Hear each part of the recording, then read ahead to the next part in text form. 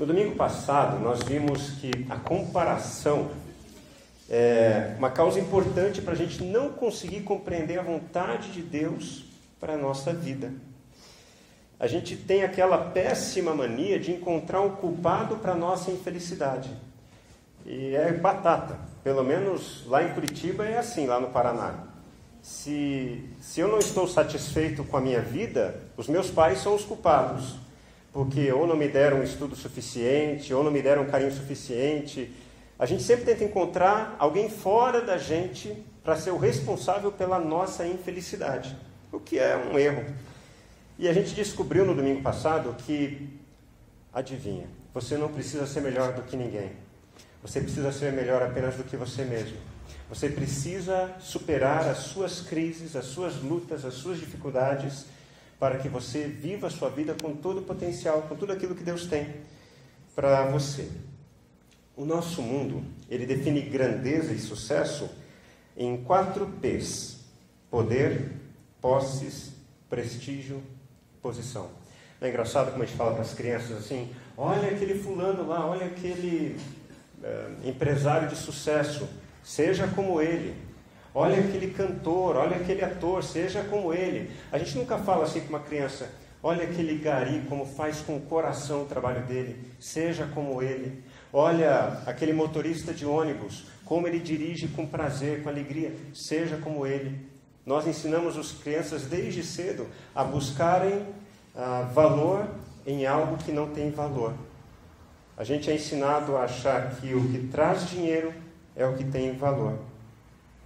E nesses 4 P's, poder, posses, prestígio e posição, se você puder exigir dos outros que os outros sirvam você, então você chegou lá. Porque a gente confunde liderança com autoridade.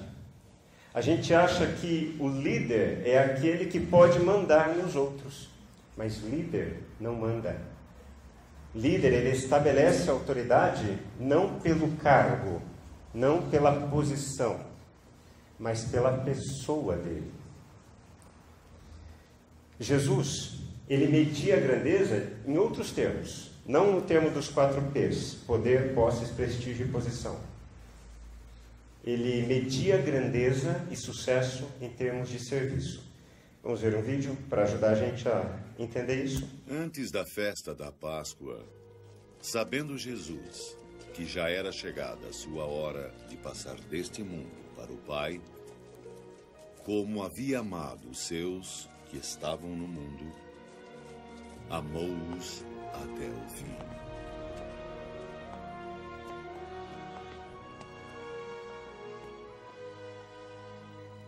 Jesus e seus discípulos cearam.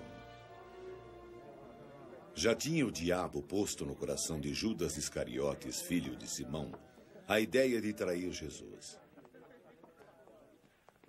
Jesus, sabendo que o Pai tinha depositado nas suas mãos todas as coisas e que havia saído de Deus e ia para Deus,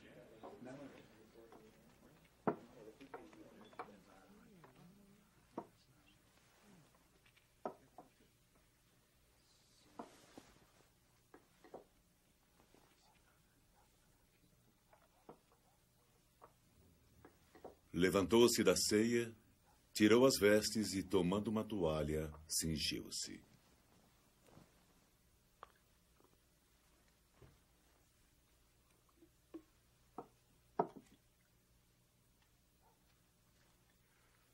Senhor, tu vais lavar os meus pés? O que eu faço tu não o sabes agora, mas tu o saberás depois.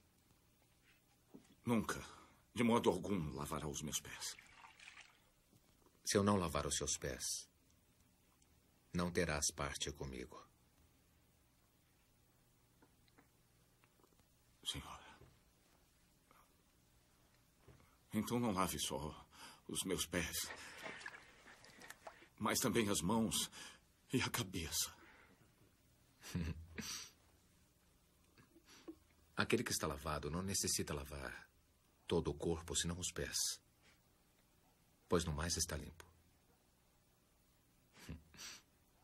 Vós estáis limpos,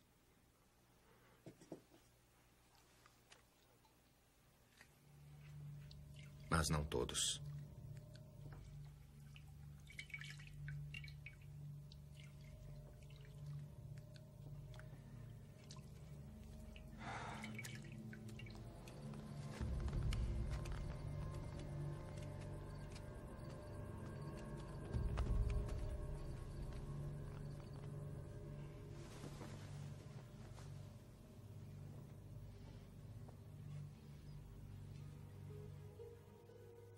Entendeis o que vos tenho feito? Vós me chamais mestre e senhor. E estáis certo ao dizer isso, porque eu o sou. Se eu, senhor e mestre, vos lavei os pés, vós deveis também lavar os pés uns aos outros. Porque eu vos dei o exemplo para que, como eu vos fiz, façais vós também. Em verdade vos digo, não é o servo maior do que o seu senhor, nem o enviado maior que aquele que o enviou.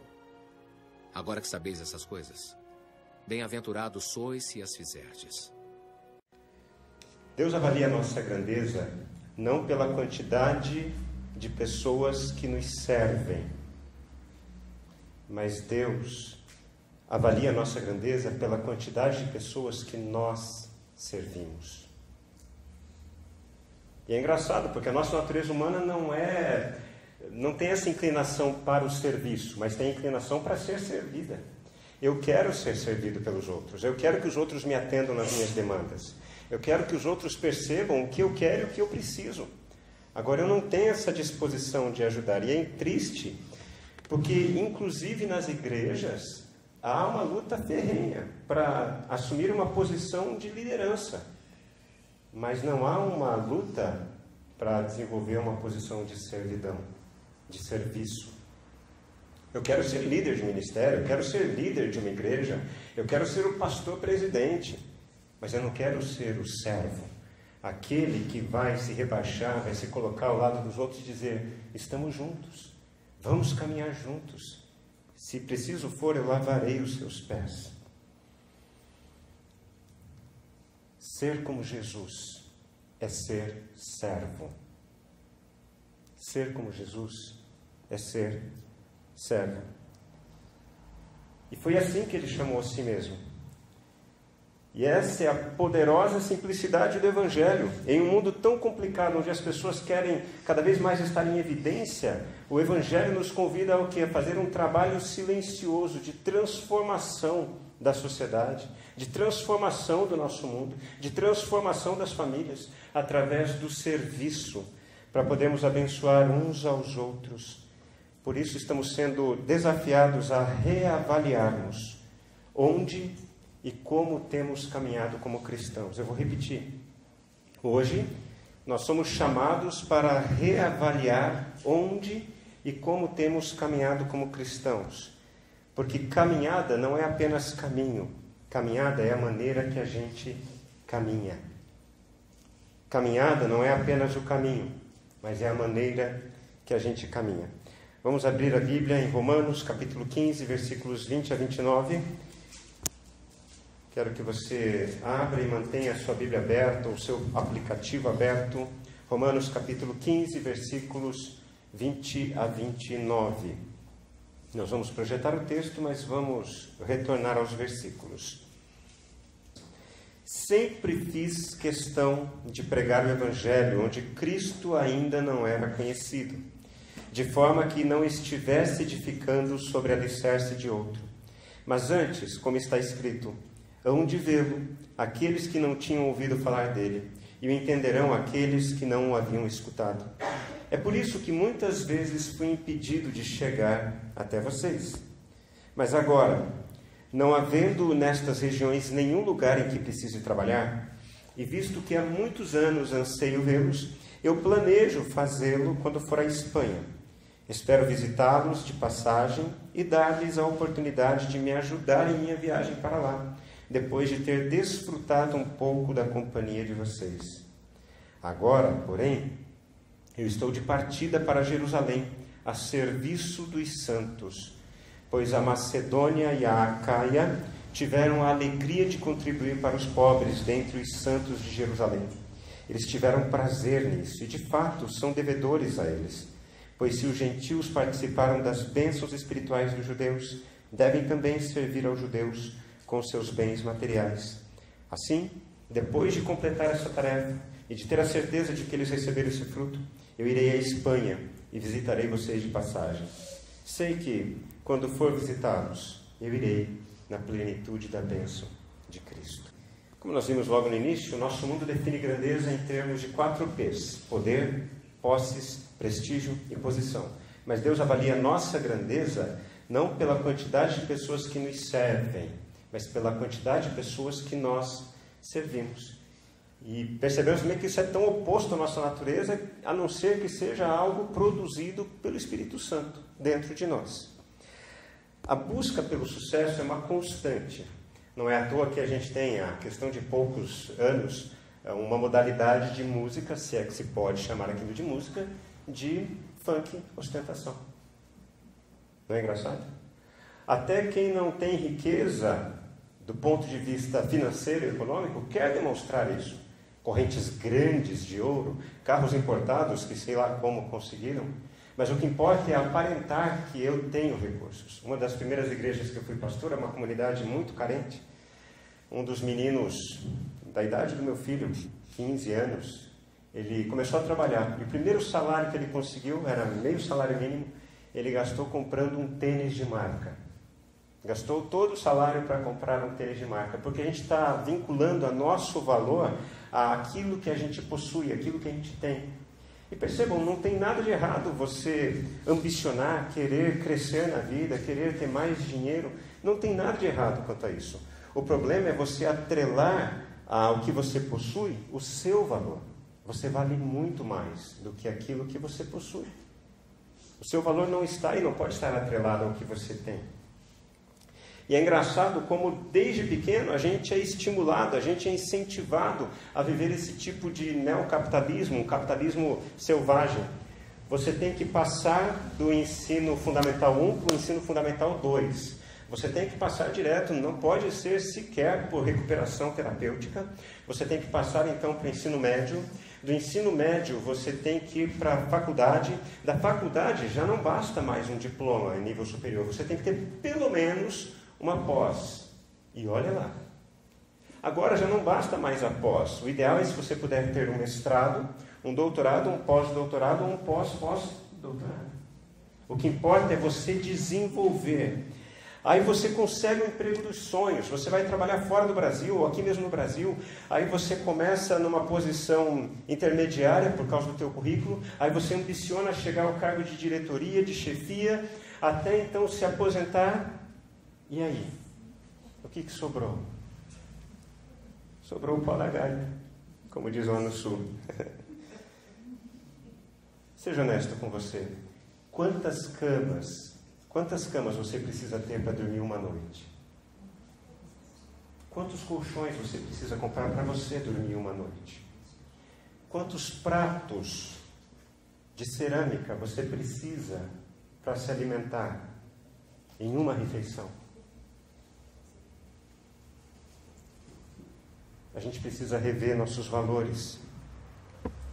Caminhada não é apenas caminho, mas é a maneira que a gente está caminhando. Martin Luther King, ativista político e pregador estadunidense, ele falou assim: o que vale não é o quanto se vive, mas como se vive. O que vale não é o quanto se vive, mas como se vive. Porque, na verdade, os nossos valores, eles determinam o nosso destino. Eles apontam aonde nós queremos chegar. Quais são os nossos valores? Eu quero obter mais para quê? Por que eu quero mais conhecimento? Por que eu quero mais titulações? A quem eu estou querendo impressionar? Porque, no final das contas, ou a nossa vida é vivida para a nossa glória, ou ela é vivida para a glória de Deus. E essa é uma pergunta que você tem que responder a si mesmo. Tudo que você faz, tudo que você está obtendo, tudo que você está conquistando, e não tem demérito nenhum você fazer isso, mas tudo isso que você está conquistando está sendo para a sua glória ou para a glória de Deus? Eu quero que alguém leia os versículos 20 a 22 novamente. Por favor, quem pode fazer isso? Bem em voz bem alta.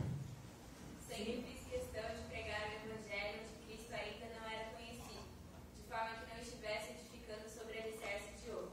Mas antes, como está escrito, onde vê-lo aqueles que não tinham ouvido falar dele, e entenderão aqueles que não o haviam escutado.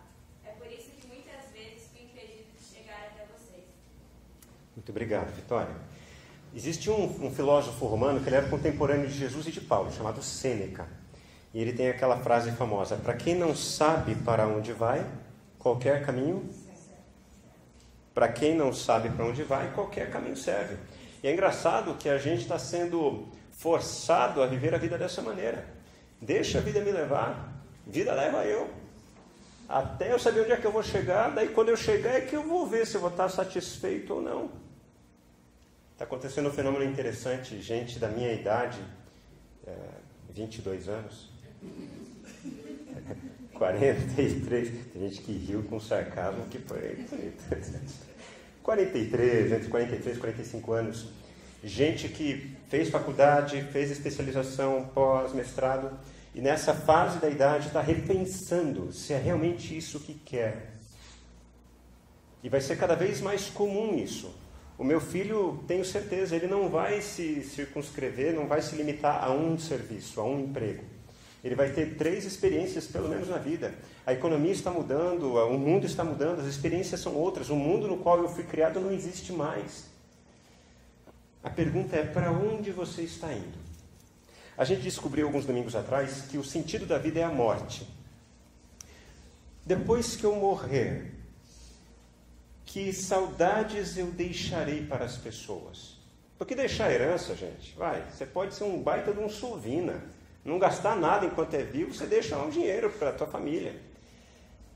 Mas é disso que você quer que as pessoas sintam saudade de você? Ou você quer que a sua ausência fale de uma maneira intensa no coração dos outros?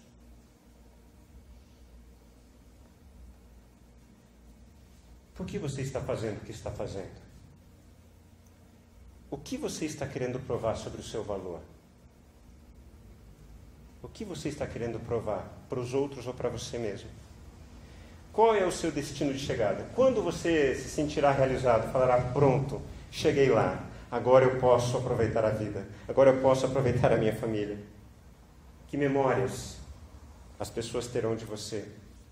Paulo tinha um propósito muito claro. Ele sabia onde ele queria chegar. Ele tinha como objetivo isso, anunciar a Cristo onde Cristo ainda não era conhecido. Por isso ele não parava quieto.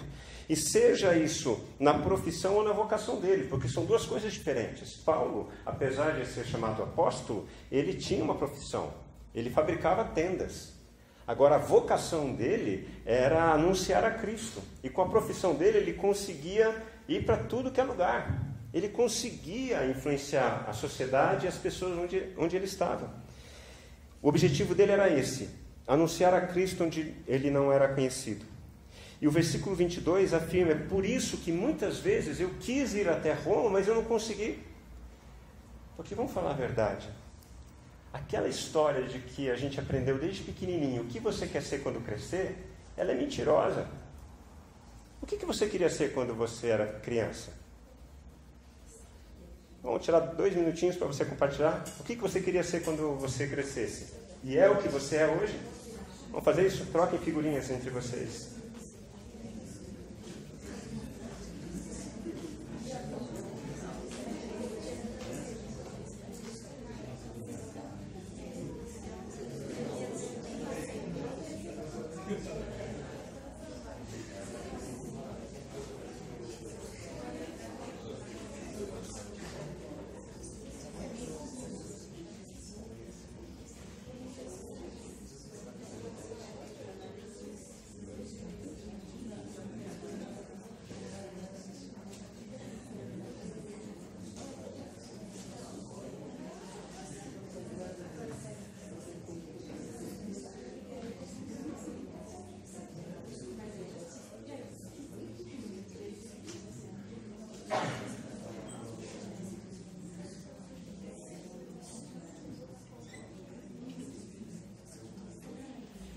Alguém quer compartilhar?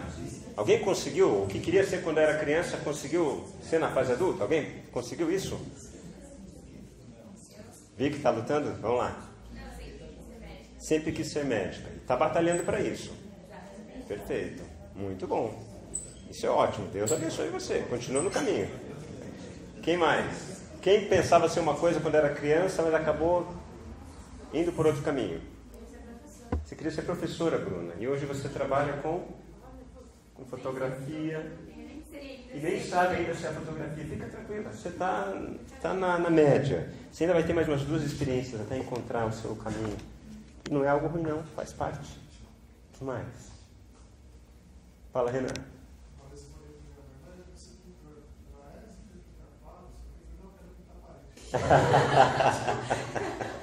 Muito bom, quero pintar a parede.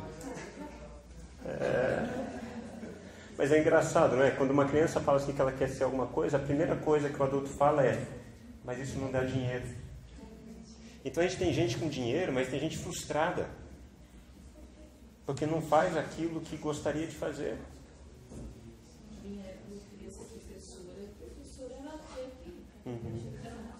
Profissão boa. Que legal. Isso é bom. Isso é raro. Isso é raro, mas é algo muito bom. Qual é o seu destino? Aonde você chegará? Paulo tinha muito claro quais eram os valores dele. O meu valor tem a ver com Deus. O meu valor tem a ver com eu fazendo tenda, ou eu visitando cidades diferentes, conhecendo pessoas diferentes. A minha vocação tem a ver com isso, eu anunciar a Cristo. Porque, na verdade, a gente tem uma bússola interna, ou melhor, a gente tem um Waze interno, que vive clamando para a gente voltar ao caminho que a gente tem no coração, para a gente voltar para o caminho da nossa vocação. A todo momento a gente está sendo estimulado a recalcular a rota. A todo momento.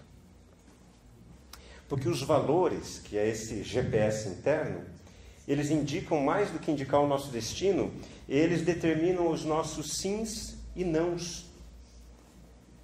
Paulo, durante muito tempo, ele quis ir até Roma, mas ele não conseguia, porque os valores dele falavam mais altos. Eu tenho que anunciar a Cristo onde ele ainda não é conhecido. Então, por mais que ele quisesse conhecer os romanos, ele teve muitas vezes que recalcular a rota e ir para outros lugares, para cumprir aquilo que estava no seu coração. Valores são muito importantes e nós construímos valores a partir da cultura. Por exemplo, a nossa cultura brasileira. Um dos valores culturais, a gente estava até conversando isso no nosso grupo pequeno de sexta-feira, é o tal famoso levar vantagem. A gente não sabe viver em termos de comunidade, de sociedade, a gente não quer o bem comum, a gente quer aquilo que possa favorecer a gente. Então, eu estava até discutindo alguns exemplos banais. Eu não vou pedir para você levantar a mão, tá bom? Não quero que ninguém passe vergonha aqui mais do que a que eu já passei. Quem aqui atravessa rua na faixa de pedestre? Gente, já levantou a mão. Não levanta a mão. Mas tem gente que não atravessa. Gente não atravessa. Quando o semáforo está amarelo, quem começa a frear? Ou quem acelera? Porque o que importa não é o bem comum. O que importa sou eu, nesse momento. O nosso país é um projeto de poder, não é um projeto de nação. A gente não sabe conviver com o bem comum. Por que você precisa ouvir música alta no carro? Você quer que os outros escutem o que você escuta? Você quer convencer os outros que o seu gosto é o melhor? E é engraçado, né? Eu não escuto, e gostaria muito de escutar alguém ouvindo música muito alta, Lenine, Chico Buarque, Ivan Lins, mas não escuta. Não é engraçado? Quando a gente tem um propósito, a gente é guiado por valores. E esses valores é que influenciam o lugar ao nosso redor. O Alfredo falou uma coisa muito interessante na sexta-feira no nosso grupo pequeno. Na sexta eu fui visitar o o lugar onde eu vou fazer um mestrado. Com a graça do bom Deus, vou participar de um grupo de pesquisa, vamos iniciar um mestrado na área de análise do comportamento. Fantástico, OBN. E aí eu voltei, peguei o trem na Barra Funda. Gente, show de bola. Pessoal esperando. Não, de verdade, pessoal esperando, a gente entrou e tal. Fui até a Luz. A Luz estava mais ou menos, né? Mais ou menos cheio. Aí já é nós, né, mano? Aí mais ou menos cheio, mas tudo bem. Quando chegou numa estação, que eu não vou falar o nome, tá bom? Não vou falar o nome, não vou falar que é Guaianazes. Mas em Guaianazes, foi engraçado. Tinha a fila de um lado e tinha a fila do outro. O trem ainda não tinha chegado. O trem chegou, abriu a porta do lado que a gente estava, que eu estava. Aí o pessoal saiu, um se atropelando, mulher batendo em homem. De verdade, um homem saiu atordoado lá, porque foi uma situação sui generis. E a gente chegou já quase lotação máxima. Né? E ok, e todo mundo tentando segurar. Aí abre a porta do outro lado e a manada entra. Gente, que coisa animalesca. Já estava apertado, teve uma mulher que passou mal, perdeu o ar, quase desmaiou, a outra baixinha, tadinha. O pessoal só faltou passar por cima dela, espreme daqui, espreme dali. E tinha um bendito de um jovem, um rapaz bonito, alto, moreno, magro. E ele se segurava, não sei como é que ele conseguiu, ele se segurava no beiral da porta e empurrava o corpo e conseguia fazer o pessoal ir mais para trás. Eu pensei, esse menino vai perder o braço quando fechar a porta. Mas não, fechou a porta, ele conseguiu. E ele, de tão magrinho, não conseguia respirar.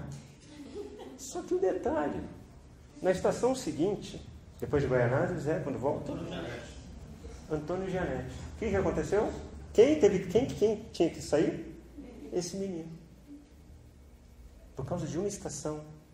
Ele pôs a vida dele em risco. Ele deixou desconfortável todo mundo porque ele estava pensando apenas nele. Gente, valores determinam as nossas atitudes. Nós somos um povo, não é que não temos valores, os nossos valores estão errados. Isso influencia a eleição, isso influencia depois da eleição. Os nossos valores estão errados porque não tem a ver com Deus, tem a ver com a gente. No meio do caminho, Paulo recalculou a rota. Quem pode ler para a gente versículos 25 a 27? Agora, porém, estou de partida para Jerusalém, a serviço dos santos. Pois a Macedônia e a Caia tiveram a alegria de contribuir para os pobres dentre os santos de Jerusalém. Eles tiveram prazer nisso e, de fato, são devedores a eles. Pois se os gentios participaram das bênçãos espirituais dos judeus, devem também servir aos judeus com os seus bens materiais. Obrigado, Eunice. Mas espera aí que agora deu um nó na minha cabeça, porque Paulo tinha dito que o objetivo dele era anunciar Cristo onde Cristo não era conhecido. Aí aqui ele diz que antes de ir para Roma, já que ele não conseguia, ele teria que fazer um desvio, tinha que ir até Jerusalém. Para quê? Para servir os santos. É uma expressão rebuscada, mas para dizer o seguinte: olha, eu vou servir os meus irmãos cristãos que estão em Jerusalém. Mas eles conheciam Jesus, mas estava acontecendo algum problema. Ali no versículo 26 diz o que estava acontecendo. A região da Macedônia e a região da Caia tinham se juntado para contribuir para os pobres em Jerusalém. Espera aí, mas o propósito dele era anunciar a Cristo. Agora ele está me dizendo que ele não vai para Roma falar de Cristo porque ele vai atender pobre em Jerusalém? O que isso tem a ver? O que o açúcar tem a ver com a paçoca? O que ele está querendo dizer? Ele está fugindo do propósito dele? Não. Tem tudo a ver com o propósito dele. Porque na cabeça de Paulo, anunciar a Cristo não é apenas uma atitude considerada espiritual. É uma atitude de prática, porque valores determinam as nossas atitudes. Socorrer os pobres era uma atitude cristã, era uma atitude de anunciar a Cristo. Porque os verdadeiros servos, eles estão à disposição para servir. E eles não servem só quando é conveniente, mas quando é necessário. O que aconteceu? Nessa época, depois da morte de Estevão por apedrejamento, os cristãos começaram a ser perseguidos, pelo simples fato de serem cristãos. E olha o que aconteceu com esses judeus que haviam se convertido a Cristo. Muitos deles perderam o sobrenome, perderam as posses que tinham, casas, negócios, perderam o dinheiro que tinham, eles perderam a qualidade de serem judeus. E aí começaram a ser perseguidos. Quando você perde tudo, não tem acesso ao sistema econômico, você se torna um pobre, um pedinte.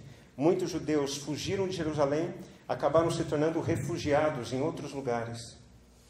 A situação era complicada pelo simples fato deles serem cristãos. O que Paulo está fazendo? Gente, a gente não está falando que Cristo é aquele, como a gente cantou aqui, é onde a gente encontra descanso, né, nos braços dele. Onde estão os braços de Cristo nesse momento? É isso que Paulo fez. Em vez de fazer um trabalho missionário, evangelístico tradicional, ele voltou aos lugares onde ele estava e está dizendo assim, olha, tem gente que está precisando da gente. Tem gente que está perdendo tudo e eu preciso que vocês me ajudem para eu poder mostrar o amor de Cristo de maneira muito prática, muito clara. Porque Deus avalia a nossa grandeza não pela quantidade de pessoas que nos servem, mas pela quantidade de pessoas que nós servimos. Agora olhe para mim, eu não vou fazer aqui um discurso de esquerda, principalmente porque hoje é dia de eleição, né? Já foi eleição, tudo. Acho que a esquerda tem ideias interessantíssimas. Acho que a direita tem ideias interessantíssimas, mas a solução para o nosso país não é nem direita, nem esquerda, nem centro.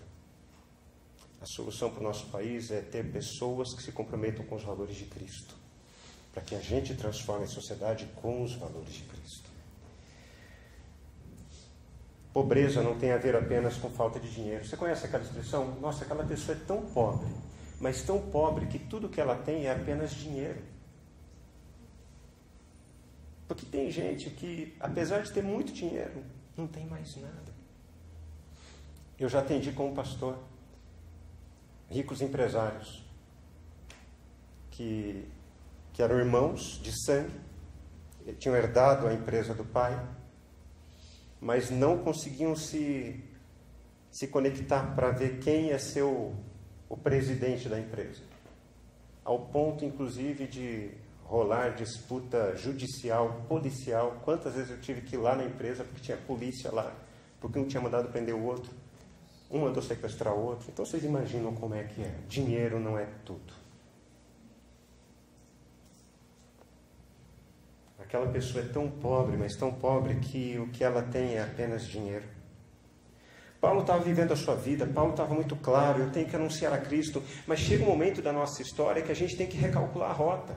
A gente tem que ser corajoso para pensar, isso que eu estou fazendo tem a ver com aquilo que Deus quer para a minha vida. Dessa forma eu estarei glorificando a Deus. E aí a gente precisa ser honesto. Paulo gostaria muito de ir para Roma. Era o anseio dele, mas nesse momento ele precisou atender o chamado. Acima de tudo, eu sirvo pessoas. Eu vou para Jerusalém. Eu vou ajudar aqueles que estão padecendo. John Stott escreveu um de seus livros chamado Mente Cristã. Ele transcreveu uma poesia. Uma mulher moradora de rua em Londres. Ela não tinha dinheiro para sequer pagar o aluguel de um quarto. Então ela foi até uma igreja, pediu ajuda com o pastor, e já viu como é que é pastor, né, gente? Não confie em pastor, por favor. Ela foi pedir ajuda para ele e falou, pastor, eu não tenho onde morar, eu estou morando na rua.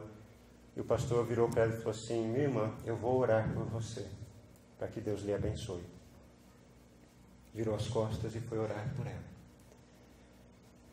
Ela não tinha dinheiro para pagar um lugar. Então uma organização não cristã chamada Shelter, abrigo, sabendo do caso dela, acolheu essa mulher e ajudou ela a conseguir a sua casa.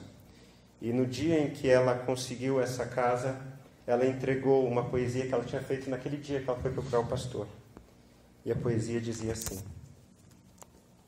eu tive fome e tu formaste um grupo humanitário para discutir a minha fome.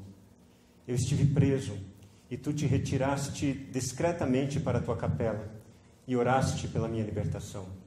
Eu estava nua, e na tua mente questionaste a moralidade da minha aparência. Eu estava enferma, e tu te ajoelhaste e agradeceste a Deus por tua saúde. Eu estava desabrigada, e tu me falaste do abrigo espiritual do amor de Deus. Eu estava solitária, e tu me deixaste sozinha para orar por mim. Parecias tão santo, tão próximo de Deus, mas eu ainda estou sozinha, com fome e com frio. O problema é que nós cristãos queremos ser ouvidos por aquilo que falamos e não por aquilo que fazemos. Isso não dá certo. Uganda é um país muito pobre na África, que sofreu uma guerra civil intensa. O que acontecia lá? Tribos rivais invadiam as outras tribos, sequestravam crianças desse tamanho que a gente atende aqui e transformavam essas crianças em soldados. Essas crianças iam combater, fazer guerrilhas na cidade. O exército do governo não conseguia, não tinha coragem de atirar em crianças, mas essas crianças atiravam nos soldados. Então, uma série de atrocidades, gente, que aconteceu. E aí uma igreja como a nossa, uma comunidade de fé, Deus inquietou o coração de algumas pessoas e eles falaram assim, a gente tem que fazer alguma coisa. Então uma mulher daquela igreja falou assim, eu sou viúva, os meus filhos já estão grandes, se conseguirmos encontrar alguma dessas crianças, eu me comprometo a ser a mãe social deles. Dito e feito, começaram a fazer um trabalho desse, de mãe social, com crianças soldados. O processo foi árduo para ressocializar essas crianças, ajudar elas a lidarem com seus traumas, porque trauma desse nível não tem como acabar, mas tem como minimizar, e se tornaram adultos atuantes. Dessa mãe viúva, outra mãe se dispôs, foram criando várias casas-lares, até que um momento o governo federal de Uganda procurou o pastor e disse assim, pastor, nós temos aqui um prédio desocupado, era uma multinacional que saiu do nosso país, nós acabamos de resgatar um número grande de crianças soldados, nós não sabemos o que fazer com elas. Nós vamos dar o espaço para vocês, nós vamos dar a alimentação, vamos ajudar na educação, mas nós precisamos que vocês cuidem dessas crianças. E aí surgiu o projeto Vatoto. Já tem atuado há um bom tempo, e o propósito deles é transformar os líderes, os futuros líderes da nação. Eu vou mostrar um vídeo para vocês, que fala sobre isso.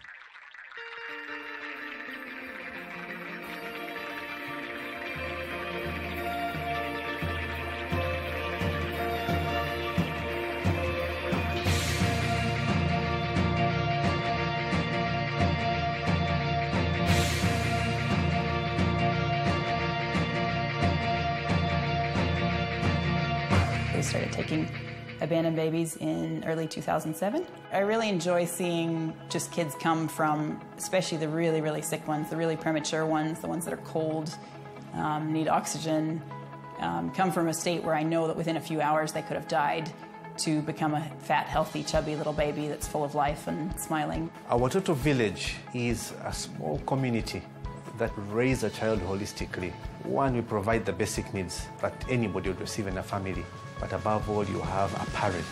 In this case, it's a mother who is widowed, who comes with 2 of her biological children, and we give her 6 other children that she can raise. So it's a total of 8 children and a mother in a home. Besides that home atmosphere, there's a school that children can go to, right from kindergarten into primary, into high school, into vocational. It's about embracing the women who, through no fault of their own, have contracted HIV, have no way of supporting themselves, and are going to die and leave their children orphans unless we do something about it. So we began to empower them with life skills. Like tailoring, so that these ladies can do something with their lives. And today they are able to earn an income and look after their children. I think it would be great if we got help, not just churches, but from organizations that care about people. And if you're like that, I want to say thank you.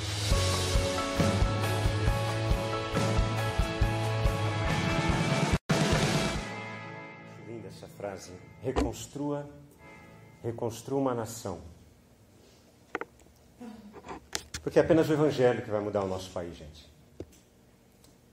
Nós continuamos votando, continuamos nos inserindo politicamente, mas a partir do momento que a Igreja de Deus se levantar para responder aos anseios, a partir do momento que a gente recalcular a nossa rota, é que a gente vai provocar mudanças profundas. E deixa eu dizer uma coisa para vocês. Nessa noite, Deus tem a resposta para os problemas de Mogi das Cruzes. E eu vou mostrar a resposta para vocês. A resposta aos problemas de Mogi das Cruzes. Olhe para o seu lado. A resposta de Deus para os problemas da nossa cidade está aqui, entre nós. Deus não precisa de pastores. Deus precisa de homens e mulheres que vivam o Evangelho.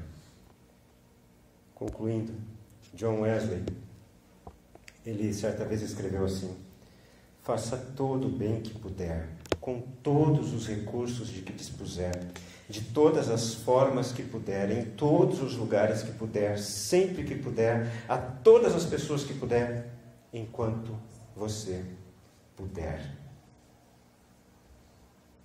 Socorrer as pessoas em suas necessidades é o mesmo que anunciar a Cristo.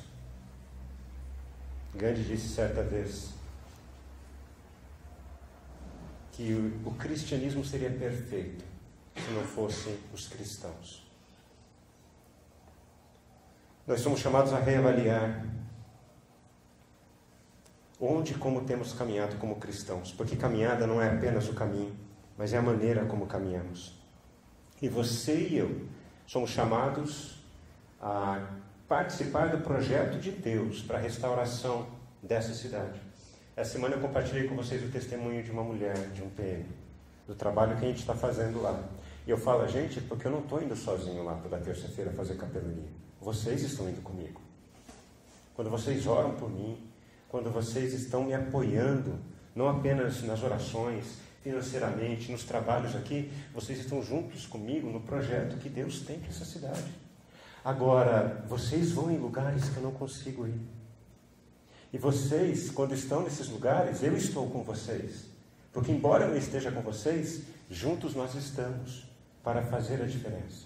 O que Deus está construindo aqui nessa comunidade é um projeto dele. E ou você faz parte desse projeto, ou você não faz. Você entende isso? É muito mais do que fazer parte da Igreja Presbiteriana Independente de Mogi das Cruzes.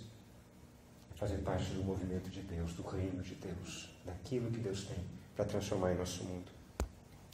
Porque o nosso mundo define grandeza a partir de 4 P's: poder, posses, prestígio e posição. Jesus, entretanto, mediu a grandeza de uma pessoa a partir do serviço dela. Deus avalia a nossa grandeza não pela quantidade de pessoas que nos servem, mas pela quantidade de pessoas que nós servimos. Os nossos valores determinam o que é importante para nós e sinalizam para os outros com o que nos importamos. Os nossos valores são essa bússola, esse GPS interno que nos direciona aonde queremos chegar, aonde precisamos chegar, aonde Deus deseja que a gente esteja.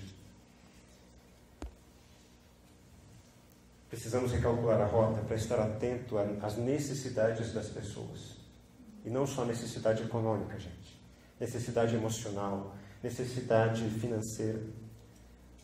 Eu estive falando a um grupo de profissionais alguns sábados atrás, e foi um gesto tão pequeno que eu não fiz nada, mas Deus fez. Depois da dinâmica de apresentação, eu fiz o seguinte pedido para eles: vocês podem se abraçar, por favor? Deem 3 abraços. O pessoal não parava de abraçar mais. E o engraçado é que enquanto eles se abraçavam, muitos deles choravam.